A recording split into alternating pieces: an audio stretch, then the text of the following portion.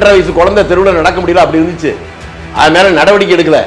ஆனா இப்ப எந்த தப்பு நடந்தாலும் நடவடிக்கை எடுக்கிறாங்க. லாக்அப் மரணத்தையே தெருவில் விட்டு அடிச்சான அஜித்குமார லாக்அப் மரணத்தை வைத்துக் கொண்டு அதை அவங்க நடவடிக்கை எடுத்திருக்காங்க. அந்த ஜெயில இருந்து அந்த அதிகாரி மீது நடவடிக்கை எடுத்திருக்காங்க.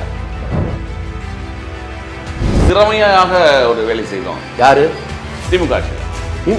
ஓ, அப்ப அந்த திறமையா வேலை செஞ்சாலும் தான் 5 வருஷத்துல 6 லட்சம் கோடி கடன் வாங்கினாங்க. கடன் வாங்காம ஒரு மாநிலத்தை நடத்த முடியாது.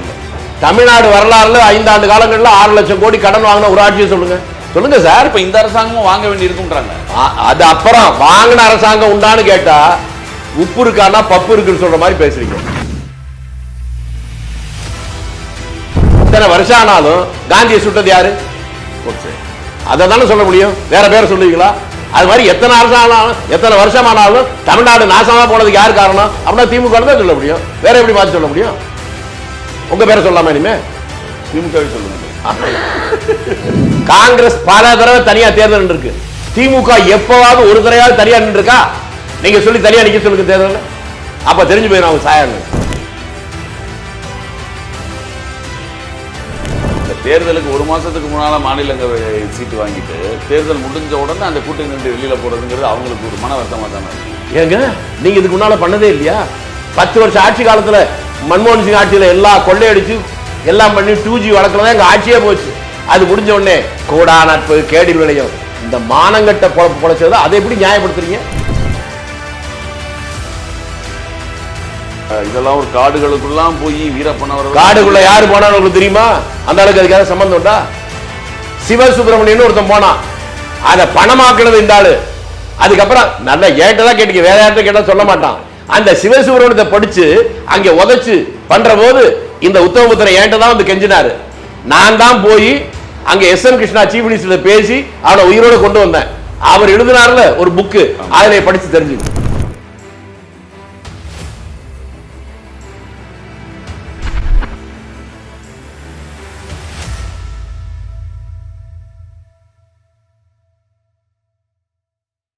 வணக்கம், இது செய்தி மலரின் நேர்காணல் நிகழ்ச்சி. இன்றைய நிகழ்ச்சியில் கலந்து கொண்டு தன்னுடைய கருத்துக்களை தெரிவிப்பதற்காக தமிழ்நாடு காங்கிரஸ் கமிட்டியினுடைய மூத்த நிர்வாகியான திருச்சி வேலுசாமி அவர்களை சந்திக்க வருகிறோம். வணக்கம் சார். வணக்கம் சார். தமிழகத்தில் பொது ஆட்சி மாற்றம் நடந்து கிட்டத்தட்ட 2 மாதங்கள் முடிந்து விட்ட நிலைமையில 2 மாதங்கள் தான் முடிந்ததுன்னா நீங்க யதார்த்தத்தை பேசுறீங்க அர்த்தம்.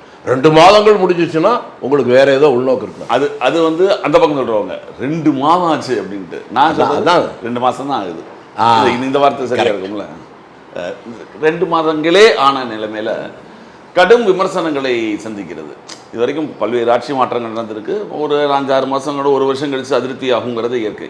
ஆனால் தொடர்ந்து விமர்சனங்களை சந்திச்சிருக்கு எதிர்கட்சிகளால் வைக்கிற விமர்சனங்கள். நீங்கள் எப்படி பார்க்குறீங்க? என்ன விமர்சனம் சொல்லுங்க? ஏதாவது ஊழல் பண்ணாங்கன்னு இருக்கா? முதல் மந்திரி ஊழல் பண்ண லஞ்சம் வாங்கினான்னு இருக்கா? அரசாங்கம் கொடுத்துற வரி பணத்திலிருந்து கான்ட்ராக்ட் 1 லட்ச ரூபாய் கொடுத்துட்டு 50,000 எடுத்துட்டு கொடுத்தாங்கன்னு இருக்கா? என்ன விமர்சனம்? சட்டம் ஒழுங்கு சரியில்லை. சட்டம் அப்போ நீங்கள் இந்த ஊரில் இல்லை, இப்போ தான் மேலே மாநிலத்துக்கு குதிச்சு வந்துருக்கீங்க. கடந்த காலத்தில் 2.5 வயசு குழந்தை தெருவில் நடக்க முடியல அப்படி இருந்துச்சு. அது மேலே நடவடிக்கை எடுக்கல. ஆனால் இப்போ எந்த தப்பு நடந்தாலும் நடவடிக்கை எடுக்கிறாங்க. லாக்அப் மரணங்கள், லாக்அப் மரணத்தையே தெருவில் விட்டு அடிச்சான அஜித்குமார அப்போனா எந்த ஊரில் இருந்தீங்க நீங்கள்?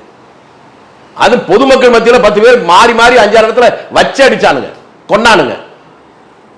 லாக்அப் மரணத்தை வைத்துக் கொண்டு அதை அவங்க நடவடிக்கை எடுத்திருக்காங்க. அந்த ஜெயில இருந்து அந்த அதிகாரி மீது நடவடிக்கை எடுத்திருக்காங்க. ஒரு அரசாங்கம் நடவடிக்கை எடுக்கிறதா இல்லையா என்பதுதான் முக்கியம். அஜித்குமார் கொலை வழக்கு தான் அவங்க கைது செய்யப்பட்டாங்க. கைது செய்யப்பட்டாங்க. நீங்க இந்த உலகத்தில் இதை பத்தி பேசி உங்கள்கிட்ட பேசி பிரயோஜனம் இல்லை. ஏன்னா இது தெரியாத மாதிரி நீங்க பேசுறீங்க. அதுக்கு யார் காரணம் சொல்லியிருக்காங்களா? இது வரணும்.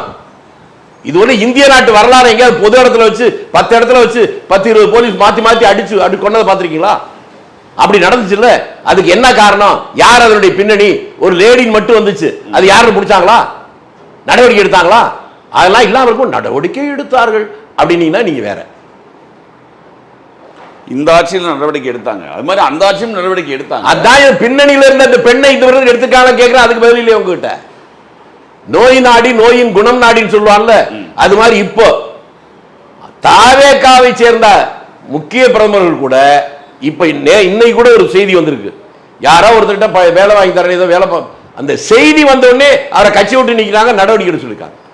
இது மாதிரி முன்னால கேள்விப்பட்டிருக்கீங்களா? அங்க யாரும் தவறு செய்ய மாட்டாங்களோ? வா, அப்படியா? திமுகவை சேர்ந்தவர்கள் யாரும் தவறான பாதைக்கு போவதில்லை. நீங்க கோட்சே ரசிகர் மன்ற தலைவரா நீங்க? இப்பதாங்க தெரியுது உங்களை. நான் காந்தி ஃபாலோ பண்ணி குற்றம் சுமத்தப்பட்டிருக்கு, நிரூபிக்கப்படலை. யாரு அவங்க மேல குற்றம் சுமத்தப்பட்டிருக்கு, நிரூபிக்கப்படலை. நிரூபிக்கப்பட்டாதான் யாரா அவங்ககிட்ட கேளுங்க. நிரூபிக்க உங்க அப்பா யாருன்னு கேளுங்க, பேர் சொல்லலாம்ல, அதை கொஞ்சம் நிரூபின்னு சொல்லுங்க. என்ன சார் கேள்வி? கண்ணுக்கு முன்னாலே இப்படிப்பட்ட கொள்ளை நடக்குது. ஏன் கான்ட்ராக்டர் அசோசியேஷன் தலைவர் ஒரு பேட்டி கொடுத்தாரா? அந்த பேட்டியில பகிரங்கமா சொன்னார், 5 ஆண்டு கால திமுக ஆட்சியில அமைச்சர்களுக்கும் அதிகாரிகளுக்கும் 50% கமிஷன் கொடுத்ததுக்கு அப்புறம் தான் எங்களுக்கு ஆர்டரே கொடுப்பாங்கன்னு. இன்னைக்கு வந்து உங்ககிட்ட வாய்கடியா பேசணுங்கிறதுக்காக பதில் சொல்லிருக்காங்களா? இன்றைக்கு அது மாதிரி ஏதாவது வந்திருக்கா சொல்லுங்க. அதாவது அந்த மெட்ரிகுலேஷன் ஸ்கூலில் கூட நிறைய பேர் கம்ப்ளைண்ட், இப்போ தனியார் பள்ளிகள் நடத்துவதற்கு பணம் வாங்குறாங்கன்னு சொல்லலாம். கம்ப்ளைண்ட் வாங்குறாங்கன்னா வாங்கினாங்க, அதான் பார்த்து மாற்றி சொல்றீங்க. முதல்ல வாங்குறாங்கன்னு சொன்னீங்க, இப்பதான் திருத்தி வாங்கினாங்கன்னு சொல்லி இப்ப இல்ல அதை தான் சொல்றாங்க. இது எல்லாமே குற்றம் சுமத்துறாங்க. அது சரியான ஆதாரம் சொல்றது இவங்க இல்லையே, அவங்க தானே சொல்றாங்க. நீங்க ஏன் அதுக்கப்புறம் 1000 ஸ்கூலுக்கு பர்மிஷன் ரினியூவல் பண்ணாம விட்டீங்க? அதை சொல்லுங்க. அந்த அந்த உத்தமபுத்திரட்ட கேளுங்க. எப்போ ஒரு ஆட்சியில ஒரு பெட்டிஷன் கொடுத்தா அது 1 வாரத்திலேயோ 10 நாள்லயோ 15 நாள்லயோ அதுக்கு உரிய பதிலும் தீர்வும் வந்தா அதுக்கு பேர் தான் ஆட்சி. நீங்க ரினியூவல் பண்றது, ரெகுலரா ரினியூவல் பண்றதே பண்ணாம 1000 ஸ்கூலுக்கு வச்சிருந்தீங்க. இப்ப இந்த ஆட்சி வந்தோடனே ஒரே நாள்ல கொடுத்தாங்கல்ல, அதுக்கு பேர் என்ன? இதுக்கு ஆதாரம் யாராவது கேட்டா அவங்களுக்கு ஏதோ இங்க கம்மின்னு அர்த்தம். உங்களுக்கு நிறைய இருக்கு. ரினியூவல் பண்றதுக்கு சில சட்ட விதிகள்லாம் இருக்கு, அதுக்கு அதற்கு ஏற்றபடி நடவடிக்கை. ஒரு விதியும் கிடையாது. உங்களுக்கு மதி இருக்குல்ல, அப்ப அவன் சொல்ற விதியை நம்ப மாட்டீங்க. இல்லை சார், இப்படிதான் நீங்க பாத்தீங்கன்னா மின்சாரத்துறையில வந்து ஆள் எடுக்கல அப்படின்னு, அந்த நிரந்தர உறுப்பினங்களை எடுக்கல, வேலை செய்வதற்கு எடுக்கல அப்படின்னு சொல்லி குற்றம் சுமத்தினாங்க. அவங்க நம்மகிட்ட நிதி இல்லை, நிதி சரியாக இல்லாத பொழுது ஆட்களை வைத்து வேண்டும்னா இருக்கிற ஆட்களை வைத்து வேலையை வாங்கினோம். ஒரு இருக்கிற ஆட்களை வைத்து திறமையாக ஒரு வேலை செய்தோம். யாரு? திமுக ஆட்சியில். ஓ, அப்ப அந்த திறமையா வேலை செஞ்சாலும் தான் 5 வருஷத்துல 6 லட்சம் கோடி கடன் வாங்கினாங்க. கரெக்டுங்க. கடன் வாங்காம ஒரு மாநிலத்தை நடத்த முடியாது இல்ல. தமிழ்நாடு வரலாறுல 5 ஆண்டு காலங்களில் 6 லட்சம் கோடி கடன் வாங்கின ஒரு ஆட்சியை சொல்லுங்க. சொல்லுங்க சார். இப்ப இந்த அரசாங்கமும் வாங்க வேண்டி இருக்கும்ன்றாங்க. அது அப்புறம் வாங்கின அரசாங்கம் உண்டான்னு கேட்டா உப்பு இருக்கானா பப்பு இருக்குன்னு சொல்ற மாதிரி பேசுறீங்க.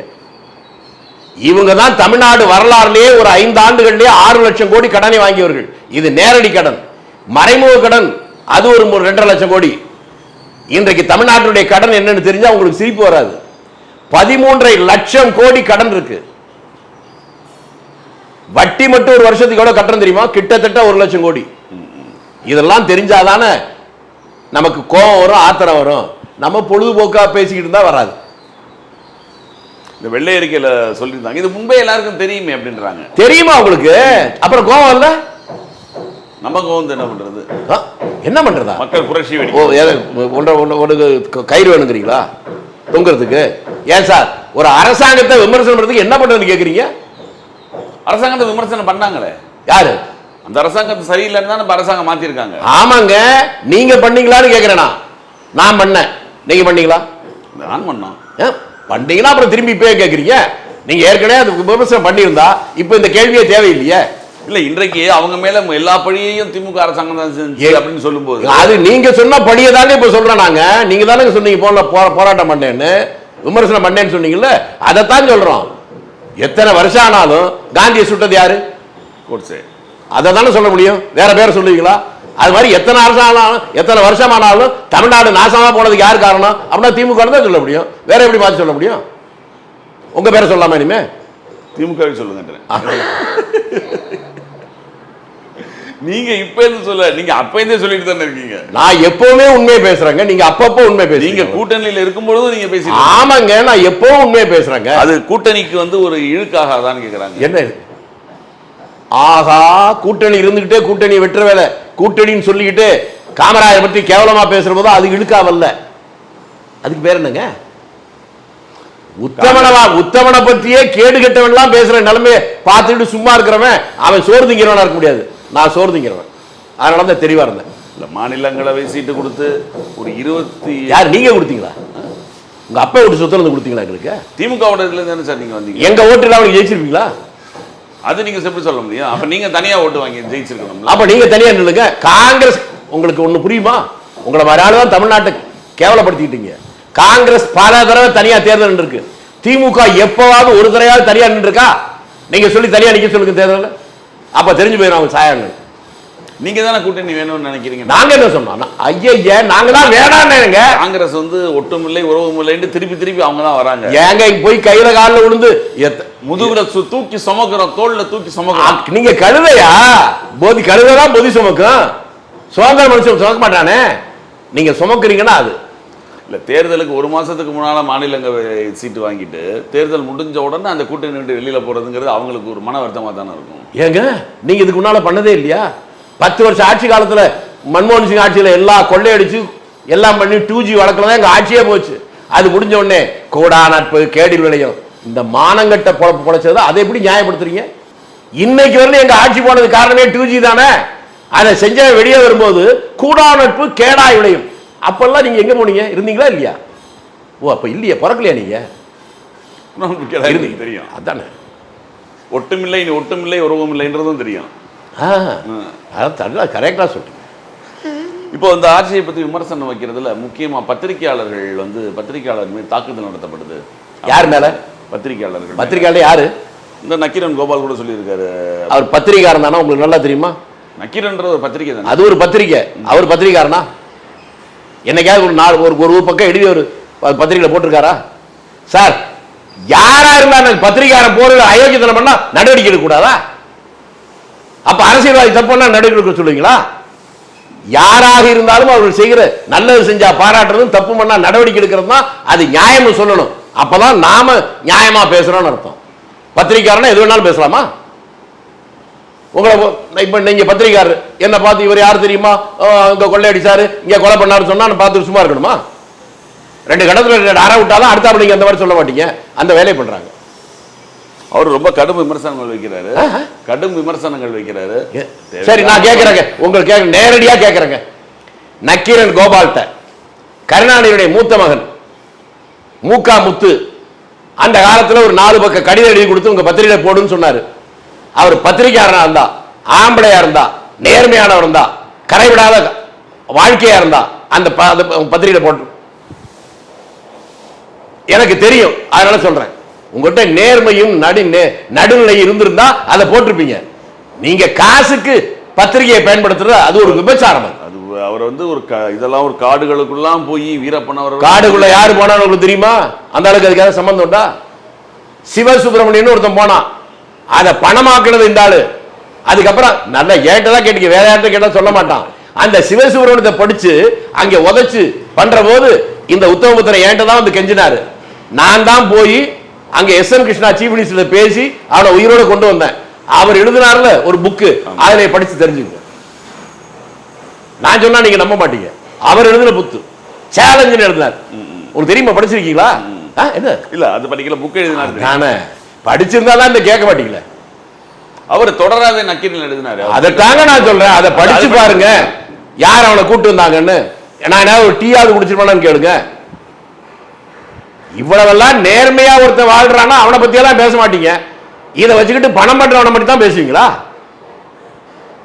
இல்ல அவர் அதாவது அந்த அந்த காலகட்டங்கள்ல சந்திக்க முடியாத இடங்கள்ல ஊடுருவி சந்திச்ச அந்த எங்க அவர் எங்க சந்திச்சாருன்னு ஒரே வார்த்தையில கேட்டா நீங்க பேசல சொல்றீங்க. இன்னும் சொல்லட்டுமா உங்களுக்கு? அதுல 1000 பிரச்சனை இருக்கு. ராஜ்குமார் நடிகர வீரப்பன் கடத்தினா அதான நினைச்சிட்டு இருக்கீங்க. அந்த வீரப்பனிடம் ராஜ்குமாரை கடத்தி கொண்டு வந்து விட்டது யாருக்கா உங்களுக்கு தெரியுமா? நக்சலைட் குரூப்பை சேர்ந்த ஒற்றையால் பண்ணாத. உங்களுக்கு வியப்பா இருக்கும். இப்ப எதை இல்லாம தனியா அமைதியா ஊர்ல விவசாயம் பார்த்துக்கிட்டு இருக்கான். யாரோ செஞ்சதெல்லாம் இவன் சம்பந்தம் இல்லாதவங்களும் பேர் வாங்கிட்டு போறானு. அதுக்கப்புறம் தான் பழநெடுமாறன் போய் அதெல்லாம் நீங்க முதலே சொல்லிட்டேன். எவெல்லாம் உண்மையா செஞ்சானா அவனை விட்டுருங்க. போலிகளை பத்தி மட்டுமே பேசுங்க. முத போனவன் சிவசுப்பிரமணியன் சொன்னேன், அதை விட்டுட்டீங்க. ராஜ்குமார் நடிகரை கடத்தி கொண்டு போய் விருவேறப்பட்ட விட்டவன் என்ன இருக்கிறான் அப்படின்னு சொல்றேன். அவர் யாரு? உங்ககிட்ட ஏன் சொல்லணும்? அவரே இந்த காரியத்தை செய்தது தமிழர்களுக்கு பாதுகாப்பா வேணும், அந்த ராஜ்குமாரை வச்சு பேரம் பேசினாதான் முடியும் அப்படின்னு கொண்டு வந்து விட்டான். என் பணி வேலை செய்வதுதான், இதை வச்சுக்கிட்டு நான் காசு சம்பாதிக்க நினைக்கல. ஆனா அதை வச்சு யார் யாரோ காசு சம்பாதிச்சுட்டு இருக்கான். அந்த நேரம் ஆமா ஏகப்பட்ட கோடிகள் கைமாறுச்சு தகவல் வந்தது. பல விஷயம் நீங்க தெரிஞ்சு வச்சிருக்கீங்க. கோடி கோடியா கைமாறணும் தெரியுது. உண்மையான ஆள்கிட்ட ஒரு கோடி தெருக்கோடி கூட போகல, சம்பந்தம் இல்லாதான் அந்த கோடி எடுத்துட்டு போயிட்டான். அவரோட விமர்சனத்தில் பார்த்தீங்கன்னா இவர் நக்கீரன் கோபால் அந்த மேடையில் பேசும்போது நீங்கள் பார்த்துருப்பீங்கன்னு நினைக்கிறேன். நான் தான் படித்து ஒரு காணொலி கூட ஃபஸ்ட்டு விட்டுருந்தாரு. இந்த தேவையில்லாமல் பண்ணிட்டாங்க, மக்கள் இன்னும் அனுபவிக்க போகிறாங்க. என்ன பண்ணிட்டாங்க? ஓட்டு போட்டாங்க விஜய்க்கு. அப்படியா? ஓட்டு போட்டு தேவையில்லாமல் ஜெயிக்க வச்சாங்க. நடிகனை போய் வேணாம் வேணாம்னு சொன்னா கேட்குறாங்க. அப்போ உதயநிதி நடிகர் இல்லையா? மனசு உருகி உதயநிதி நடிகர் இல்லையா? போய் அந்த மீசைகிட்ட சொல்லுங்க. அவங்க அப்பன் ஸ்டாலின் நடிகர் இல்லையா? போய் சொல்லுங்க. எம்ஜிஆர் நடிகரா இல்லையா? மீசைகிட்ட சொல்லுங்க. ஜெயலலிதா நடிகா இல்லையா? மீசைகிட்ட சொல்லுங்க. அவன் பத்திரிகாரனா, நடிகனா, இரும்பு வேலை செய்யறானா, தச்சு வேலை செய்யறானா, மம்பட்டி வேலை செய்யறானா, யோக்கியனா இருக்கான்னு மட்டும் பாருங்க. நடிகன் தான் இந்த ஆட்சிக்கு வந்து அவன் லஞ்சம் வாங்கியிருக்கான சொல்லிருக்கீங்களா இந்த முதலமைச்சர்? ஆனா ஏற்கனவே எவ்வளவு இருக்கு, நாரி போயிருக்கா. எதை சொல்லணுமோ அதை விட்டுட்டு எவன் வேணோ வளர்றானோ அதை போய் நீங்க நம்புறீங்க. 5 வருஷமா அவ்வளவு திட்டங்களை செயல்படுத்தின அவங்களை விட்டுவிட்டு என்ன திட்டம்? ஒரு ஆமா சினிமால இருந்து வந்த 13 லட்சம் கோடி கடன் வாங்கினதானே சொல்றீங்க? கரெக்டுங்க. உங்க கணக்கே தனியா இருக்குங்க. அதாவது தமிழ்நாட்டில் எல்லா அணையும் 65க்கு அப்புறம் ஏதாவது கட்டியிருக்காங்களா? இல்ல இல்ல. பெரிய பெரிய ஆலை பிஹெச்எல் இருந்து, நெய்வேலியில இருந்து, இங்க இருக்க துப்பாக்கி தொழிற்சாலை இருந்து, டேங்க் தொழிற்சாலை இருந்து, ரயில் பெட்டி தொழிற்சாலை எல்லாமே அதுக்கு முன்னால கட்டினா தானே. அப்ப தமிழ்நாட்டுடைய பட்ஜெட் எவ்வளவு தெரியுமா உங்களுக்கு? அதெல்லாம் தெரிஞ்சா ஏன் இப்படி பேசுறீங்க? வெறும் 121 கோடி தான் தமிழ்நாட்டுடைய மொத்த பட்ஜெட்டே காமராஜ் முதலமைச்சரோட இறங்கும் போது. அதுக்குள்ள இவ்வளவு கட்டியிருக்காங்க. வருடங்கள் இருந்ததுல பழைய அந்த செலவினம் இருக்கும். சரி, இப்ப எவ்வளவு பட்ஜெட்? இப்ப இருக்க கூட பட்ஜெட்ல சொல்லுங்க. இல்ல இப்ப என்ன பட்ஜெட்? இப்ப என்ன வரப்போகுது பட்ஜெட் கூட? இதுக்கு முன்னால எவ்வளவு பட்ஜெட்? முன்னால எவ்வளவு சார்? முன்னால சரியான உங்களுக்கு மற்றதெல்லாம் தெரியுதுல, இது மட்டும் ஏன் தெரியல? ஏதாவது ஒரு அணையை சொல்லுங்க உருப்படியா. அணைச்சு கட்டினதா இருந்துச்சு, அணைய கட்டினாங்களா? ஆலை ஏதாவது உண்டா? அவங்க சொந்தமா பீர் தொழிற்சாலை, சாராய தொழிற்சாலை வச்சிருக்காங்க. அதுல இருந்து வருமானத்தை பார்த்துட்டு இருக்காங்க. வெறும் டாஸ்மாக் கடையிலிருந்து வர்ற வருமானம் கூட அன்றைக்கு மொத்த பட்ஜெட்டே கிடையாது. இவ்வளவு பணம் வந்தும் மக்களுக்கு என்ன போய் சேர்ந்துருக்கு? ஒண்ணு வேணாம் சார், நான் சொல்றேன். இங்க இருந்து கேரளாவுக்கு ஒரு 4 நாள் போயிட்டு வாங்க, கர்நாடகத்துக்கு ஒரு 4 நாள் போயிட்டு வாங்க. இவ்வளவு மெட்ராஸ் சிட்டிக்குள்ள இப்ப வந்திருப்பீங்களா கார்ல? எவ்வளவு கேவலமா இருக்கு ரோடு. அங்கே ரூரல்ல கூட அப்படி இருக்காது. அங்க மட்டும் எப்படி பண்ண முடியுது? இங்க ஊழல் ஊழல் ஊழலை தவிர ஒண்ணுமே இல்லை. அதை நியாயப்படுத்தினீங்கன்னா உங்களே சந்தேகமா பாக்குறவங்க. அவங்க என்ன சொன்னாங்க, அன்றைய திமுக மந்திரிகள்லாம் வந்து ரொம்ப கஷ்டப்பட்டு வேலை பார்த்து. ஆமாங்க, பஸ் கண்டக்டரா இருந்தவன் ஒரு உழைப்புல முன்னே. நீங்க உழைச்சிருக்கீங்களா இல்லையா? ஆமா, உழைச்சிருக்கீங்களா? உங்ககிட்ட எவ்வளவு கோடி ரூபாய் பணம் இருக்கு? நான் திமுக இல்லையே. இப்பதாங்க உண்மையை பேசுறீங்க. திமுக தான் உழைச்சாலும் இல்லைன்னாலும் 10,000 கோடி 5,000 கோடி 20,000 கோடி சாதாரணம். கல்வி தந்தை சார் அவர் வந்து மக்களுக்கு வந்து சேவை ஏவெல்லாம் மருத்துவ. உங்களை அறியாமலே சொல்றீங்க. உங்ககிட்ட ஒரு பெரிய சாமர்த்தியம் இருக்குங்க. சில விஷயத்தை நாசுக்கா சொல்லி ஏவாயில படிங்க. ஏவா வேலை ஆரம்பம் என்ன? Conductor, bus conductor. அதுவும் தெரியுது அவங்களுக்கு. பஸ் கண்டக்டர் ஆகி நடிக்கிறான். அது நடிச்சிருக்கங்க. இவன் பஸ் கண்டக்டர் இருந்து மந்திரியா வந்திருக்கிறானே. மந்திரிக்கா வந்து என்ன? அப்ப அடிப்படையில் இருக்கிறோம். Medical college, engineering college, arts college, மக்கள் சேவை, மக்கள் சேவை, கல்வி பணி, கல்வி பணி பண்ணி வர்றவங்களா இருக்கான். அதை நீங்க வெளிப்படையா சொல்ல முடியாது. நான் கல்வியை தான் சொல்லுவேன். அது கல்வி தான் வெளியில தெரிஞ்சது. உங்களுக்கு அதுக்கு உள்ளெல்லாம் நிறைய விஷயம் இருக்கு. ஒரு புள்ளி எடுத்து விட்டீங்க கல்விக்கு. புள்ளி இல்லாம அதுதான் உண்மை. தமிழ்நாட்டில் நேர்மையா வாழ்றவன், நேர்மையா இருக்கிறவன், அவனுக்கெல்லாம் மரியாதை இல்லை. 60வது மணி விழாவுடைய மனைவியோடு துணைவியோடு அப்படின்னு படம் போட்டா, உண்ணாவிரதருக்கு தலையில ஒரு மனைவி காலில் ஒரு துணைவி அப்படி உட்காந்து படம் போட்டா அவங்க தான் பெரிய தலைவர் உங்க கண்ணுக்கு. அது உங்க புத்தி. நாங்க என்ன பண்றது? அதிமுக இருந்து திமுக வந்தவங்க தான் அவங்கெல்லாம். அதிமுக இருந்து திமுக வந்தவங்க. திமுக இருந்தா அதிமுக பிரிஞ்சது தெரியாது உங்களுக்கு? ஆமா. ரெண்டுல என்ன வித்தியாசம்? நீங்க ஒழுக்கமா இருந்தா நீங்க மதிக்க மாட்டீங்க, ஒழுக்கம் இல்லைன்னா பாராட்டுறீங்க. நான் என்ன பண்ண முடியும்? உங்களை ஒன்றும் பண்ண முடியாது. கடமை கண்ணியத்துக்கு பேர் போனது திமுக அப்படின்னு. ஓ, கண்ணியம். அது உங்ககிட்ட கண்ணியங்கிற வார்த்தைக்கு என்ன அர்த்தம் தெரியுமா? கடமை, கண்ணியம், கட்டுப்பாடு. இந்த எது அவங்ககிட்ட இல்லையோ அது வாயில மட்டும் சொல்லிட்டு இருக்காங்க சார். அண்ணாவோட தாரக மந்திரம் அதைத்தான் சார் நானும் சொல்றேன். அவங்ககிட்ட என்னென்னலாம் இல்லையோ அத வார்த்தையில மட்டும் பேசிக்கிட்டு இருக்காங்க. நல்ல வார்த்தைகளை, மாற்றான் தோட்டத்து மல்லிகைக்கு மனம் உண்டு, அதைத்தாங்க தேடி அலைய மாட்டேன், வந்தால் விட மாட்டேன், அவள் படிதாண்டா பத்தினியும் அல்ல, நான் முற்றம் திறந்த முடிவும் இல்ல. கரெக்டா?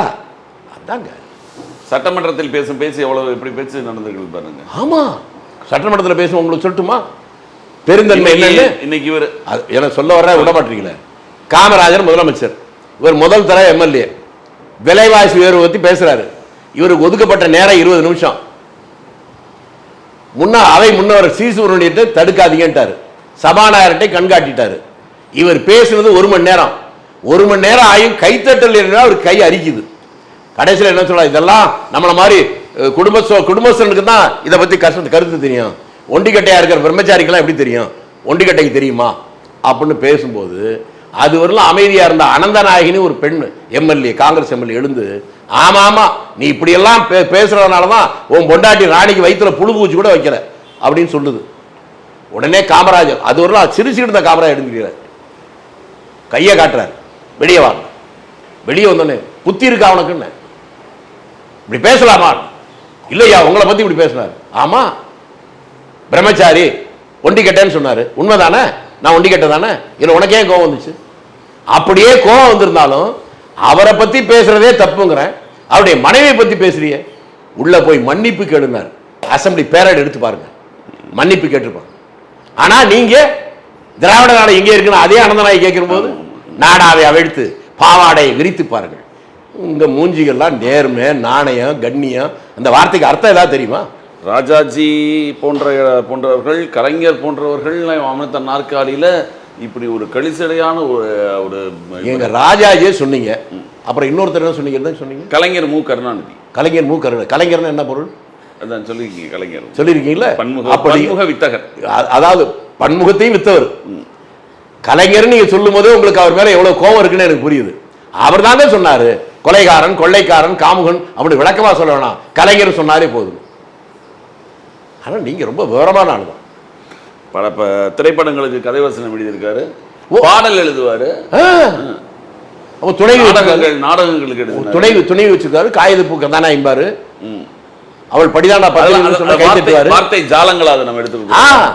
இது யாருன்னு கேட்டா என் மகள் கனிமொழியின் தாயின்னு சொல்லுவாரு.